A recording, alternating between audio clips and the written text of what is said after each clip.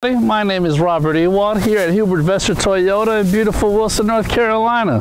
Today I want to talk to you about the TN8989, a 2016 Toyota Prius Hybrid Edition, 15-inch alloyed wheels with the covers. On the inside we have the beautiful interior, cloth and leather that matches the exterior as you can see. Let's go ahead over here to the back. Press of the button, trunk opens. For a hybrid, this is quite spacious on the trunk side as you can see. This vehicle is a 1.8 liter 4-cylinder engine. Let's go ahead and sit inside.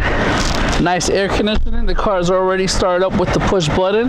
If you don't have the keychain and you don't press the brakes, it won't start when you press the push button. First thing you might notice is a 6.1 touchscreen display on the audio version. One of the things that I love about these vehicles is when you go on reverse, it will give you a display with a back camera, and as long as you follow those lines, you shouldn't have any issues with a fender bender or crashing anyone. Honestly, this is just one of the many features we have here at Hubert Vester Toyota. My name is Robert Ewald, and here we are the difference.